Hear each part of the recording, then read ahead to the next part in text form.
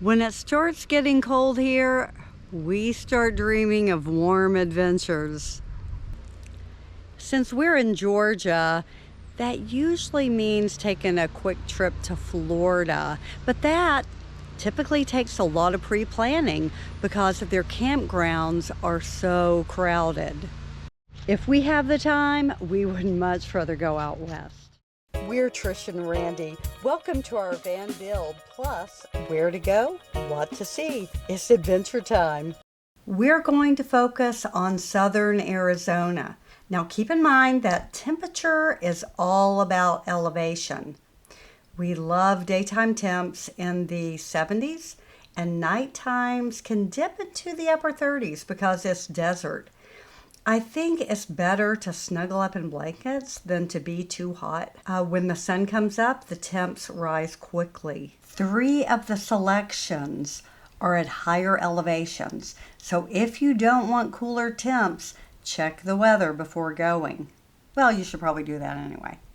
Other things to consider is fire and wind. I use fire.airnow.gov and windy.com.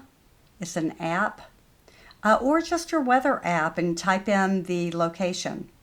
Oh, by the way, don't forget to subscribe. It's free for all the travel hints and tips.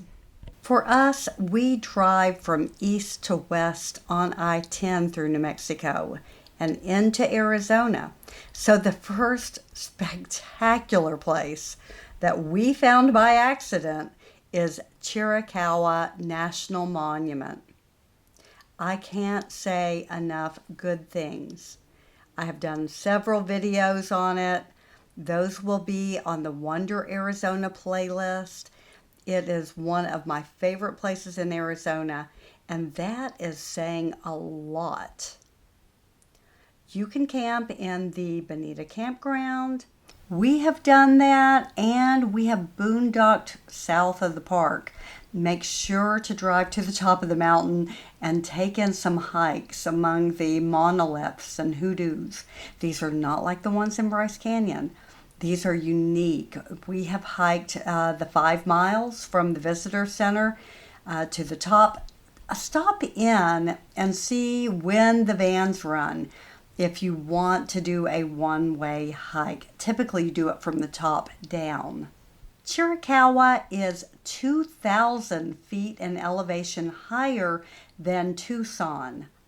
So the lower elevation places can be much warmer. When the Tucson area gets too warm, we head to nearby Madera Canyon south of I-10. There are campgrounds, but we enjoy boondocking with the gals right next to the park. You are still in walking distance from trails, although if you drive to the end, there are upper trails through the ginormous pine trees at higher elevations. Around Tucson, when the temps are comfy, you will have a lot of choices to camp or stay in a hotel, Airbnb.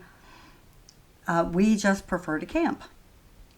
Our favorite place to boondock is about 30 minutes north of Tucson. Again, I have several videos on it because we go back again and again. Look for the boondocking Tucson video. From this location, you can visit both East and West Saguaro National Parks, Mount Lemmon, Picacho Peak, several parks and hikes. There are videos on each adventure, and if you need more civilized campgrounds, there are campgrounds near about every national park, either near or in. And the one at the base of Picacho Peak State Park is rather nice, and that, by the way, is a spectacular hike up Picacho Peak. If you have the stamina, it's a tough hike, but there are hikes down lower too. From here, you can shorten the big loop by going north, but if you have time, head west on the 8. That's how they say it in California, the 8, instead of Highway 8 or Interstate 8. So head down 85 south toward Ajo, which is a lovely little town, worth a stop. We continued south past Y. Yes, Y is the name of the town. Why? There is a huge area to boondock. Check out the Crazy Woman Camp video in the Wonder Arizona playlist. Or you can keep going toward the Oregon Pipe National Park. There are some lovely campgrounds there, whether you're primitive camping or their other campground is really quite nice. But I would go to reservations.gov and reserve that in advance. We like boondocking because we don't have to preset anything. So it just depends on what kind of camper you are and if you need the amenities or not. So if you head further west, you can stock up in Yuma and then head north on 95 until you reach Kofa Wildlife Refuge. We boondocked here for several days and then took our Jeep exploring all the back roads through the mountains and the valleys. And we took a great hike to Palm Canyon. So much fun, a stunning adventure.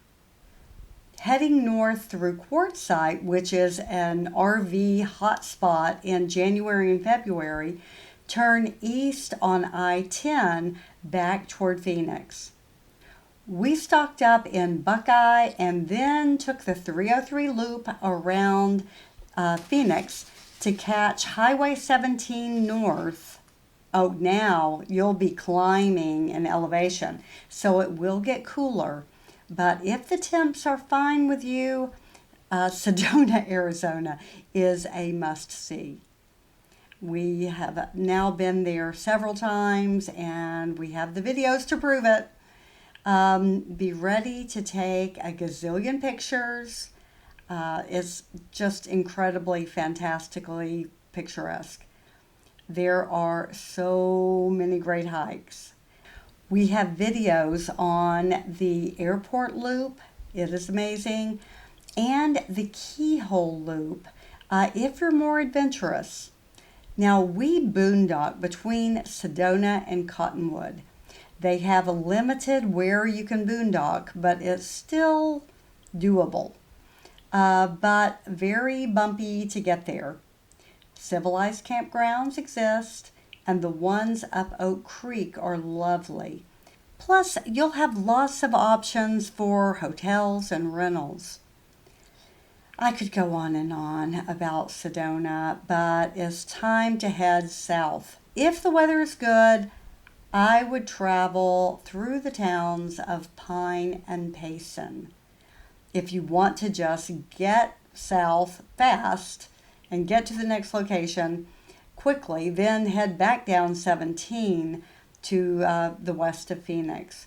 From there, you're going to go to Apache Junction and hop on 88 to the northeast by the Superstition Mountains. There is a great campground in the Lost Dutchman State Park, but we kept going to Tortilla Flat on Canyon Lake. The tiny town is worth a stop, even though it is touristy. I got prickly pear cactus sorbet, delish. The video about winter camping in this location is my #1 video. It just says Tortilla Flat. So I would make reservations. The short hikes out from the campground were lovely, and the lake sure looked refreshing. We did not go in it. It even had great cell service at AT&T. So for being out in the middle of nowhere, that's how you feel, It really is a great place to be for several days. The loop is almost complete. I suggest heading east on 60 and then 70 until it runs into 10 again, back near Chiricahua, just so you don't have to backtrack. Arizona has so much more to offer than these 7 spots. So go to Wonder Arizona, to the playlist, and check out all the possibilities. If you have gotten helpful information from this video, please hit the like button. Leave us a comment, ask us questions, and most importantly, subscribe. It's free. And join us on all of our travels. See you on the next adventure.